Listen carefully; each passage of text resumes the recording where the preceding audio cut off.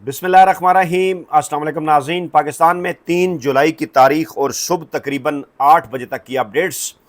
पाकिस्तान तहरीक इंसाफ की जानिब से जनाब एक out of the box decision लिया गया है जिसने पाकिस्तानी इस्टेब्लिशमेंट को मुकम्मल तौर पर चौंका कर रख दिया है। शायद ये समझा जा रहा था कि सेंस प्रिवेल नहीं करेगी, पाकिस्तान तहरीक इंसाफ के राब्ते इमरान खान साहब से बहाल नहीं किए जाएंगे तो पाकिस्तान तहरीक इंसाफ कुछ ऐसा फैसला कर देगी जिसका आगे चलकर उसको सियासी नुकसान का सामना उसे करना पड़ेगा। लेकिन बहरहाल पाकिस्तान तहरीक इंसाफ की क़यादत की जानिब से मुशावरत के बाद जो फैसला सामने आया है उसने नवाज शरीफ और आसिफ जरदारी को मुस्तकबिल के अंदर पाकिस्तान की सियासत से मुकम्मल तौर पर आउट कर दिया है। इस्टेब्लिशमेंट हैरान है कि पाकिस्तान तहरीक इंसाफ इमरान खान साहब से मुलाकात किए बगैर इस किस्म का फैसला कैसे कर सकती है, लेकिन ज़रा ये दावा कर रहे हैं कि इमरान खान साहब की जानिब से मुलाकातें बंद होते वक्त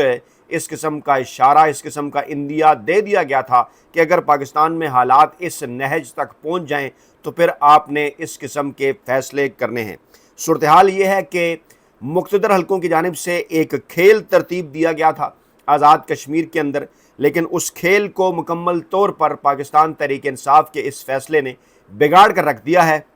और ये फ़ैसला ये है कि पाकिस्तान तहरीक इंसाफ आज़ाद कश्मीर के अंदर होने वाले नाम नहाद इलेक्शन जो कि 27 जुलाई 2026 को होने जा रहे हैं उसका पाकिस्तान तहरीक इंसाफ ने बाइकाट कर दिया है। अब ज़रा इस खेल को समझिए, इस मामले को समझिए। कुछ लोग यकीनन ये बात करेंगे कि 1985 में पीपल्स पार्टी ने बेनज़ीर भुट्टो ने जब जनरल ज़िया के अंडर गैर जमाती इंतखाबात का बाइकाट किया था तो फिर गैर सियासी अनासर अंदर शामिल हो गए थे और बड़ा लंबा अरसा तक ये पछतावा रहा।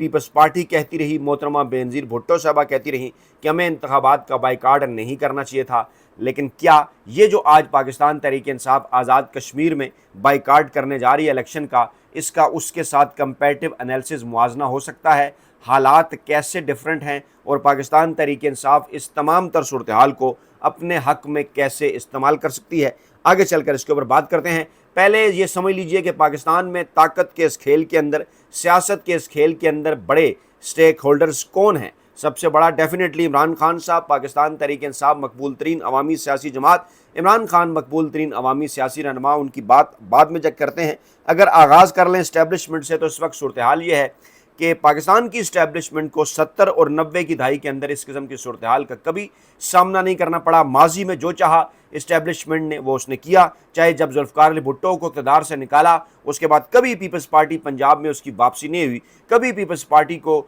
सिंपल मेजॉरिटी तक नहीं मिल सकी और बड़ी मुश्किल से वो हुकूमत बनाती रही। 99 में मियाँ नवाज शरीफ साहब को जब इक़्तिदार से निकाला उसके बाद सूरत हाल आपके सामने है, कभी मियाँ साहब उस किस्म की अक्सियत हासिल नहीं कर सके और 2013 में जो अक्सियत मिली भी वो भी किस किस्म की थी, कैसे हाँक कर लोग जनूबी पंजाब के नवाज लीग के अंदर शामिल किए गए, सूरत हाल आपके सामने है। पहली मरतबा पाकिस्तान तहरीक इंसाफ की सूरत इस्टेब्लिशमेंट को एक ऐसा चैलेंज मिला कि जिसने उन्हें हैरान कर दिया, जिसने बड़े जो वो ये कहा जाता ना कि रवायती फार्मूले पाकिस्तान की सियासत के अंदर पाकिस्तानी इस्टेब्लिशमेंट इस्तेमाल करती रही कि हम ये करेंगे तो उसके नताइज ये निकलेंगे। इमरान खान साहब के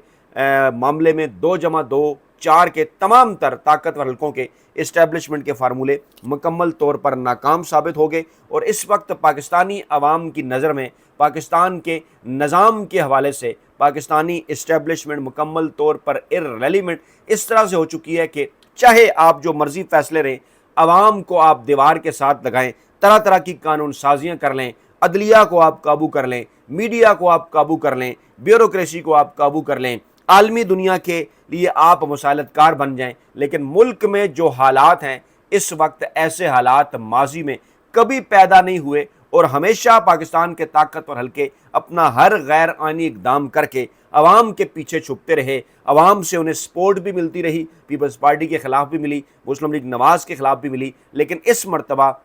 ये जो तमाम तर रवायती सियासी फार्मूले हैं ये मुकम्मल तौर पर नाकाम साबित हुए। अब मैं जो एक बिल्ड करने जा रहा हूँ अपना जो है वो एनालिसिस, इसके ऊपर जो मैं आपके सामने जो रखने जा रहा हूँ अपना तजिया, उसके लिए बैकग्राउंड हज़रत ज़रूरी है। दूसरा मामला है अदलिया का। अदलिया इस वक्त मुकम्मल तौर पर जो है वो इस्टेब्लिशमेंट के घर की लोंडी बन चुकी है और मुकम्मल तौर पर इर्रेलेवेंट है। اور اپنا آپ دکھانے کے لیے کبھی جیل اصلاحات کانفرنس کرواتے ہیں، کبھی جناب ملاقاتیں کرتے ہیں کہ عمران خان صاحب سے کہیں کہ وہ اسٹیبلشمنٹ کے ساتھ اپنے معاملات بنا لیں، ڈیل بنا لیں۔ یعنی اتنی کمزور عدلیہ پاکستان کی تاریخ میں کبھی نہیں رہی، اور ایسے حالات کے اندر بھی عدلیہ نے ہمیشہ ماضی میں بھی باندی کا کردار ادا کیا، اسٹیبلشمنٹ کے ساتھ مل کر حکومتیں گرائیں بھی، حکومتیں بنائیں بھی، لیکن اس کے باوجود کسی حد تک اسٹیبلشمنٹ کچھ معاملات پر کبھی سٹینڈ بھی لے لیا کرتی تھی، عوام کو کوئی انصاف ہوتا یا ریلیف ملتا نظر بھی آتا تھا۔ لیکن اس وقت یہ صورتحال ہے کہ ججز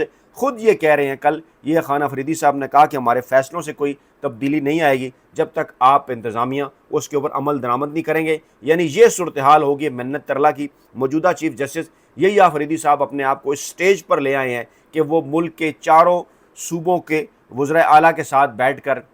ان سے درخواست کرتے ہیں کہ یہ ایک صوبائی معاملہ ہے، آپ ذرا ان کے اوپر عمل درآمد کر دیجئے۔ یعنی کسی قسم کی کوئی اہمیت عدلیہ کے فیصلوں کی نہیں رہی۔ اب چلیں آصف زرداری صاحب کی جانب۔ آصف زرداری صاحب کو ڈیل کے بدلے سندھ مل گیا۔ بلاول بھٹو زرداری صاحب کو مستقبل میں وہ وزیراعظم پاکستان کے طور پر لانچ کرنا چاہتے ہیں۔ ابھی سے کوششوں کا آغاز ہو گیا۔ انہیں اس بات کا اندازہ ہے کہ بلاول بھٹو زرداری یا پیپلز پارٹی الیکشن جیت کر ڈیفینیٹلی، کیونکہ پنجاب جس کے اندر ایک بڑا میجر پورشن قومی اسمبلی کے نشستوں کا، یہاں پر تو پاکستان پیپلز پارٹی دور دور تک نظر نہیں آتی۔ سندھ کے اندر بھی شہری اور دیہی سندھ کی تقسیم ہے۔ کراچی کے اندر جو کچھ کیا گیا پاکستان تحریک انصاف کے ساتھ وہ آپ کے سامنے ہے۔ لوکل پارٹیز میں جماعت اسلامی اور پی ٹی آئی کے امیدواروں کے ساتھ جو کچھ کیا گیا آپ کے سامنے ہے۔ ایم کے ایم کا بھی وہاں ایک نشست کا شعر ہے، وہ بھی آپ کے سامنے ہے۔ پیپلز پارٹی کی جھولی میں جو نشستیں کراچی میں ڈالی گئیں اس میں فارم 47 استعمال ہوئے۔ سندھ تک پاکستان تحریک انصاف کا سونامی ٹکرا چکا۔ حیدرآباد ہوں یا دیگر کئی اس قسم کے شہری علاقے،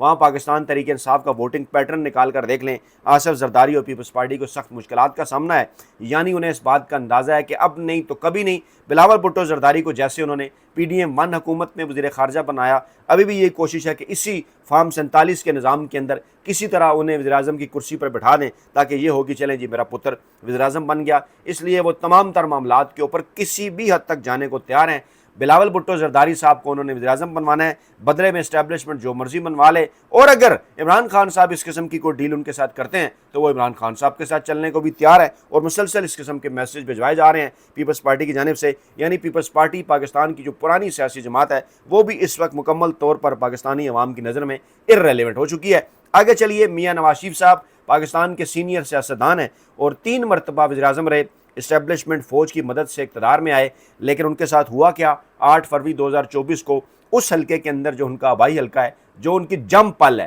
جہاں پوری زندگی میاں نواز شریف صاحب نے سیاست کی، اس حلقے میں وہ ایک بیمار خاتون، ایک کینسر پیشنٹ یاسمین راشد صاحبہ جو کہ جیل کے اندر تھی، جنہیں کسی قسم کی کوئی کمپین چلانے کی اجازت نہیں تھی، جن کے پاس بلے کا انتخابی نشان نہیں تھا، ان سے انہوں نے ایسی شرمناک شکست کھائی کہ اگر وہ کسے کہتے ہیں نا کہ اگر بندے کے اندر کوئی شرم اور حیا ہو تو اس کے بعد وہ اپنے گھر ہی سے باہر نہ نکلے۔ لیکن یہ کیونکہ میاں صاحب کا معاملہ ہے، ہم کچھ دن پہلے ویڈیوز میں آپ کے سامنے رکھ چکے کہ کیسے مختلف پولنگ اسٹیشن کے ووٹوں میں ایک کا حصہ پہلے اضافہ کر کے جہاں میاں صاحب کے 238 ووٹ اس کو 1238 بنا دیا، جہاں میاں صاحب کا جناب 315 ووٹ اسے جناب آپ نے 1315 بنا دیا۔ اس قسم کی کاروائیاں کر کے جعلی فارم 47 بنا کر یاسمین راشد، ایک بیمار خاتون، ایک کینسر پیشنٹ کے مقابلے میں اس طرح سے نواز شریف صاحب کو الاسٹک کی ایک شلوار پہنا دی گئی فارم 47، اور جو مرضی اب ان سے کروایا جائے وہ کرنے کے لیے تیار ہیں۔ یعنی یہ وہ شخص ہے جو 3 مرتبہ پاکستان کا وزیراعظم بنا، لیکن عمران خان کی ایک ادنا کارکن نے، عمران خان صاحب کی ایک غیر سیاسی خاتون نے، جس کا کوئی سیاست کے ساتھ لینا دینا نہیں تھا، یہ ہے وہ تبدیلی جس کا ذکر بار بار عمران خان کرتے تھے اور لوگ ہنسا کرتے تھے، کہکے لگایا کرتے تھے۔ وہ کر دکھایا کہ وہ شخص جو 3 مرتبہ پاکستان کا وزیراعظم بنا، جو پاکستان کا سینئر ترین سیاستدان موجودہ لاٹ میں کہلاتا ہے،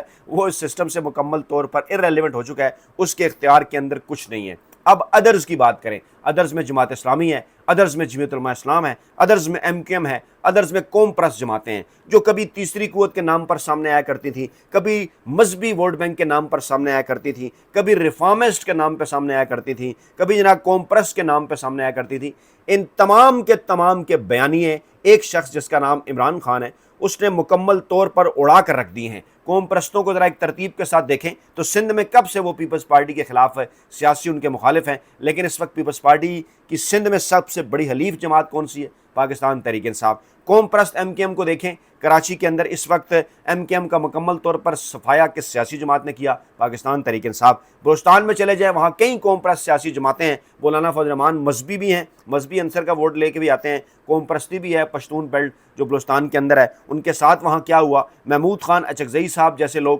مینگل صاحب جیسے لوگ، دیگر کئی سیاسی جماعتیں، ان کے ساتھ عمران خان صاحب کے آزاد نوجوان امیدوار جن کے پاس بلے کا نشان تھا، بلے کا نشان بھی نہیں تھا، انہوں نے 8 فروری 2024 کے الیکشن میں ان کے ساتھ کیا کیا؟ ذرا نتائج دیکھیے کہ انہوں نے جناب وہ تمام کے تمام روایتی سیاسی جو طریقے تھے ان جگہوں کے اوپر وہ مکمل طور پر الٹا کر رکھ دیے، اور وہاں کی جو یوتھ ہے وہ مکمل طور پر عمران خان صاحب کے ساتھ کھڑی ہوئی ہے۔ یعنی سندھ کا میں نے آپ کو بتایا قوم پرست فارغ، عمران خان صاحب سب سے بڑی حلیف جماعت پیپلز پارٹی کے مقابلے میں، اور شفاف الیکشن ہو تو پیپلز پارٹی کو وہاں بھی شکست دے سکتے ہیں۔ اور پہلی مرتبہ یہ ہوا پاکستان کی 75 برسوں کی تاریخ میں کہ قوم پرست بلوچ رہنماؤں کے مقابلے میں پاکستان تحریک انصاف اور عمران خان صاحب کی اکثریت 8 فروری 2024 کے الیکشن میں ان کی مقبولیت سب سے زیادہ تھی۔ الیکشن سے پہلے کیے جانے والے چاہے سرویز نکال کر دیکھ لیں، چاہے عمران خان کا سخت مخالف سمجھے جانے والے جنگ گروپ کی خبریں دیکھ لیں، جو یہ بتا رہی تھیں کہ قوم پرست اگر 25% مقبول تھے تو عمران خان صاحب 35% مقبول تھے، یعنی عمران خان صاحب کی مقبولیت نے تمام وہاں کے روایتی سیاسی جماعتوں کا بیڑا غرق کر دیا۔ پنجاب کے اندر آئیے، مین بیٹل فیلڈ، نواز شریف صاحب اسے اپنا قلعہ کہا کرتے تھے، بھٹو صاحب پنجاب سے سیٹیں لے کر اقتدار میں آئے، لیکن جو عمران خان نے پنجاب میں کر دکھایا وہ اس سے پہلے کبھی بھی نہیں ہوا، بلکہ اینٹی اسٹیبلشمنٹ بیانیے کے ساتھ بھی جو کہا جاتا تھا کہ سندھ بلوچستان یا کے پی کے اندر تو چل جاتا ہے، پنجاب کے اندر نہیں چلتا۔ میاں صاحب کی مثال آپ کے سامنے ہے۔ اس کے باوجود، اس تمام تر حالات کے باوجود عمران خان صاحب جب یہ بیانیاں لے کر نکلے، اور نکلے کیا، وہ تو خود میدان میں بھی نہیں تھے، وہ انہوں نے اس طرح سے ایک ماحول پیدا کر دیا اپنے اقتدار کے دوران بھی، اس سے پہلے بھی، جیل پر جانے کے بعد بھی، کہ پنجاب میں نے ایک چھوٹی سی مثال پہلے آپ کو دی یاسمین راشد کی، کہ نواز شریف جیسا سیاستدان ایک کینسر پیشنٹ سے اس برے طریقے سے ہارا کہ دنیا بھر کے جو انتخابی حلقے ہیں پاکستان کے اندر اور بیرونی دنیا کے، وہ حیران ہو گئے کہ یہ کیا تبدیلی عمران خان صاحب نے جو ہے وہ کر دکھائی، اور نوجوان نسل اور خواتین خاص طور پر کس طرح سے اس وقت ڈٹ کے عمران خان صاحب کے ساتھ کھڑی ہیں۔ پنجاب کی بات ہوگی، کے پی کے اندر چلیں تو ایسا کبھی نہیں ہوا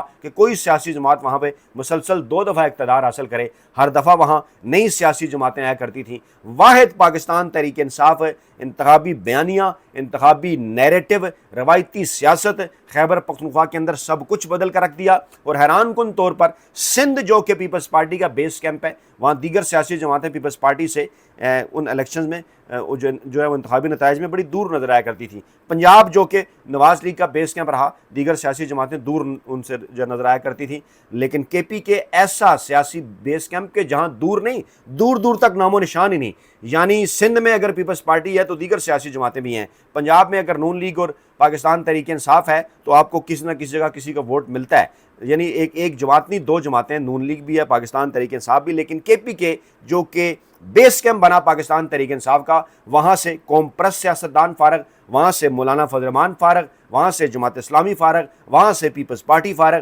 وہاں سے نون لیگ فارغ، اور وہاں کی نوجوان نسل، وہاں کی خواتین، وہاں کے مرد ووٹر صرف ایک شخص کے ساتھ ڈٹ کر کھڑے ہوئے ہیں، اس کا نام ہے عمران خان۔ اب یہ لمبی چوڑی تمہید کا مقصد یہ ہے کہ گلگت بلتستان کے اندر دیکھیں، پاکستان تحریک انصاف پہلے اس الیکشن کے اندر گئی، انہیں کمپین نہیں کرنے دی گئی، اس کے بعد پھر جب عوام نے انہیں ووٹ ڈالے اور پھر انہیں اس کے ساتھ جو کچھ ان کے ساتھ ہوا وہ بھی آپ کے سامنے ہے۔ اس کے بعد ان ساری چیزوں کے باوجود جو 2-3 لوگ جیت گئے، ان کے ساتھ کیا ہوا، کیسے انہیں دیگر سیاسی جماعتوں کے اندر شامل کرا لیا گیا۔ اب آزاد کشمیر کے الیکشن آگے، اسی قسم کا پیٹرن یہیں پہ تھا۔ حالات کیا ہیں؟ جوائنٹ عوامی ایکشن کمیٹی، لاکھوں کی تعداد میں عوام جس کے ساتھ ہیں، ہزاروں کی تعداد میں سڑکوں پہ ہیں کشمیر کے مختلف علاقوں میں، ان کے ساتھ کیا کر رہی ہے روایتی سیاسی مافیا، وہاں کا طاقتور حلقے کیا کر رہے ہیں وہ آپ کے سامنے ہے۔ نہ ان کے ساتھ کوئی بات چیت ہے، نہ ان کے ساتھ کوئی گفتگو ہے، ہڑتال ان کی کامیاب ہے، شہروں کے شہر ان کے بند ہیں، اور کیا کیا جا رہا ہے، عوام کو زیادہ سے زیادہ تکلیف دے کر اس بات کے اوپر مجبور کہ جناب وہ جوائنٹ عوامی ایکشن کمیٹی کو چھوڑ دیں۔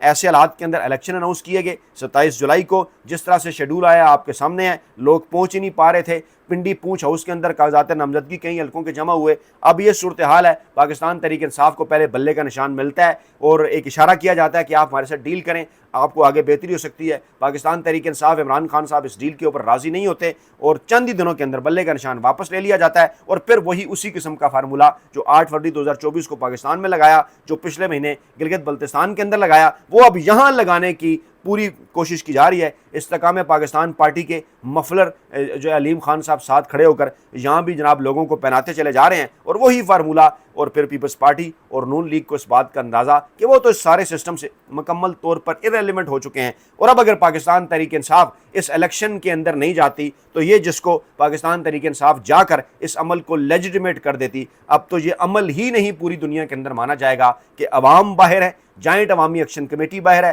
اور کشمیر کی سب سے مقبول ترین عوامی سیاسی جماعت, پاکستان کی مقبول ترین عوامی سیاسی جماعت پاکستان تحریک انصاف نے بھی ان الیکشن کا بائیکاٹ کر دیا ہے. تو سارا کھیل بگڑ کر رہ گیا ہے. پاکستان تحریک انصاف نے گیم الٹا دی ہے, اور اس وقت پاکستانی اسٹیبلشمنٹ کو آزاد کشمیر میں ایسا بڑا سرپرائز ملا ہے کہ مستقبل میں صرف آزاد کشمیر یا جی بھی نہیں بلکہ پاکستان کے دیگر تمام علاقوں سے مکمل طور پر روایتی سیاسی مافیا کا خاتمہ ہونے جا رہا ہے, اور آخری جنگ, آخری مقابلہ بہت نزدیک ہے. اپنا بہت خیال رکھیے گا, دعاؤں میں یاد رکھیے گا. نئی ویڈیو کے ساتھ جلد حاضر ہوں گے. اللہ نگہبان.